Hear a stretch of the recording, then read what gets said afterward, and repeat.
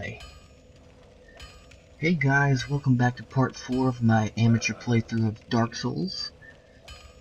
Today we got a pretty good episode because I played absolutely terrible today. Um, First thing I want to tell you guys is that this is going to be a post-commentary because I... Okay, so here's the full story. When I was making this recording, it was like 1 a.m. I was really tired, I was exhausted, but I wanted to get this video out because I wanted to keep on playing. Simple as that. So I went and did it, and I made so many mistakes. It's unbearable how many mistakes I made. And you'll see them in the video. But one of the key crucial mistakes I made is that I didn't hit record on my recording software, so nothing was recorded. And that was such a bummer. I was so frustrated. But no matter. The first thing that you guys saw me do was I upgraded my bastard sword up to a +5, so now it is a beast of a weapon. It is so good. It one-shots a lot of the stuff that I see, and if it doesn't one-shot it, it two-shots it, so it's pretty decent. I enjoy it. But yeah, you see that big guy up there? We're gonna go take him out. But not in the way that you probably are thinking. So, yeah. Anyway, let me talk to you guys about something that I've just recently seen. Oh, I got reposted there. It was so bad. But yeah, the game that I'm now looking forward to, like, a lot, is Bloodborne. It's another From Software game, and it's going to be, I think, an exclusive on the PS4, which is amazing. I'm pretty happy with that. But there's just something about this game that just, it looks so good. It's essentially the next iteration of Dark Souls, but it's different in the sense where you're not like a warrior. You look more like a demon hunter or like a vampire hunter or something along those lines. And I really love stuff like that. Anything that has to deal with like Van Helsing or some sort of hunter that deals with vampires or zombies or anything supernatural. It really appeals to me. And there's a couple things about the game that I really like. It just seems to enhance the challenge without seeming too unfair. Like the first thing that I noticed is I don't think you can have a shield, which is very interesting because I can't see playing Dark Souls without a shield. So I wonder how that's gonna happen or how that's gonna work. And yep, there is my first mess up of the night. Oh my god, that was so pitiful. I thought I could get in there with a jumping attack and get him before anything bad happened, but it didn't work as well as I thought. So I just fast forwarded back. I'm just back in that room. There's where I died. And I'm back in the room dealing with these guys. But yeah, anyway. What was I talking about? Oh, yeah. But yeah, you don't get a shield. And that's mind-boggling to me. What are you going to have to do with it? Well, they're really the really outspoken way of doing it is dodging, because your character is super fast from what I've seen, which is really cool. You can like duck and weave and get better backstabs maybe, or parries or whatnot, which really kind of sings to me. I would love to just have a game like Dark Souls where I could just go around backstabbing people because I love to do that. And another thing that I saw was that they have bullets now, which means they might have guns. Now, how cool would it be if instead of crossbows and bows, these people have muskets and stuff? Oh, and I had a really sick a block there for that guy's riposte. I don't know how I did it. I would have died if I didn't do it, but I got real lucky there. But there was this one part of the demo that I saw where he used the gun and he was able to riposte after he shot him point blank with the gun. Now the gun didn't do a lot of damage. It did like I think 20 points of damage or whatever, but he used it as a combo, which was really cool. Now, this guy, I believe his name is Knight Lautrec. He is the mystery prisoner that we used the mystery key for when we got in, like, I think part 2 or part 3. I'm not sure why people dislike him, but I'm sure I'll figure it out. I am Knight Lautrec of Karim. I truly appreciate this, and I guarantee a reward. I wonder if his reward is Only what later. people dislike. Maybe it's a really bad thing, or maybe it's just not worth it to go through all this extra time. I don't know why people dislike him. But back to Bloodborne. Something I really caught from the game was that it didn't have the same vibe as Dark Souls does. Dark Souls is like you have a world and it's difficult and you're pushed to survive and it's very bitter actiony, and you make one wrong move and you're pretty much toast if you can't recover. But Bloodborne looked almost like a horror game, like it had a horror atmosphere. There was this one point where he was climbing up a ladder and you heard a shriek, and that seemed real creepy. And then there was another part where he picked up something and the door starts smashing and everything, and it just seemed really cool.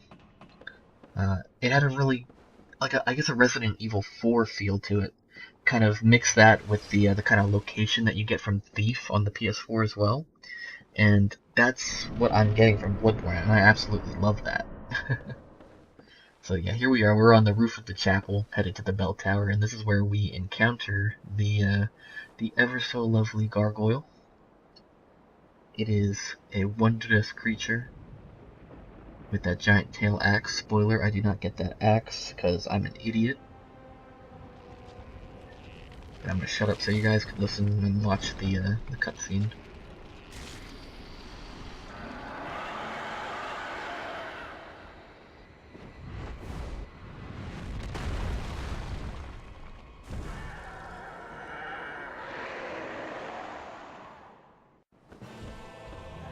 Alright, so I made a lot of mistakes during this fight. I was really tired, and it was despicable. I was so mad during this entire fight, and then the anger made me mess up even more. So, yeah, you guys will, like, just like that.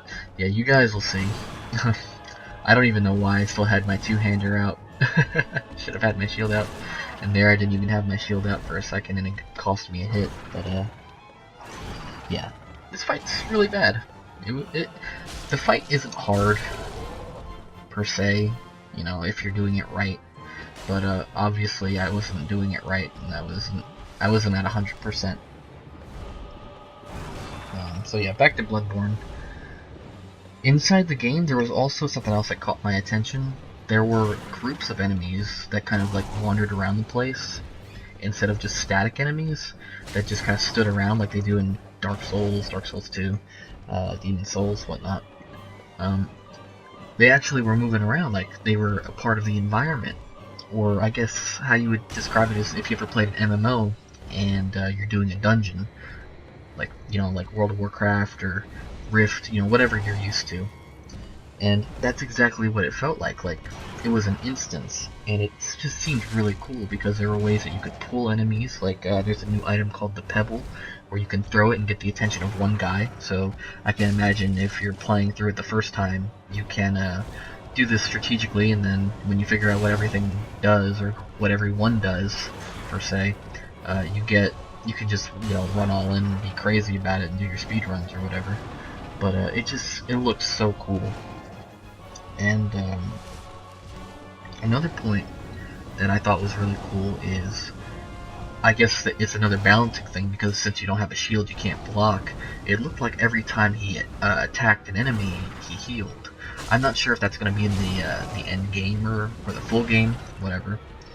Maybe it was just like a god mode for the demo, but that's awesome. That's something I've always wanted in Dark Souls, like an item that actually does that. It heals you for the damage that you do, and like a decent amount. And there we go, my first death against the Bell Gargoyle. This second time we go in, I wisen up and I get Solaire, and I'm just like, screw it, we're gonna get this done. I was sick and tired of dying. This is like This is after like 6 attempts. This isn't like the time right after the one I just did. This is like literally I've been fighting. I've been doing this for about an hour, kind of going around farming souls, leveling up, you know, seeing what I can get. And I was just sick and tired of it. But yeah, Solaire really helped me out in this fight. If I didn't have Solaire, I don't think I would have won in my current state because of how tired I was. And at this point, I saw the 3-point strike that I just did there, and that it stunned the gargoyle. And I was just like, "Oh, you've got to be kidding me!" That's all it took. If I had just kept on going with my attacks, I would have just been fine. I just thought that was so frustrating to me. But yeah, what do you guys think about Bloodborne for the PS4? Are you going to be getting it? Are you going to be playing it as well? Are you going to treat it like a Dark Souls game because it's from Software? Or are you going to treat it as its own new series?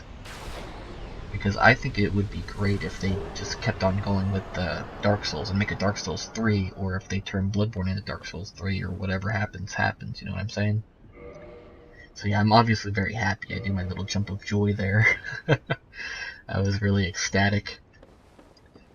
I was kind of upset because at the very end I kind of forgot during the fight, but you can actually get that gargoyle's tail axe if you hit him in the tail, and I was kind of upset that I didn't get it. But you know, you win some, you lose some, or in my case, you lose a lot and then you get lucky and you win.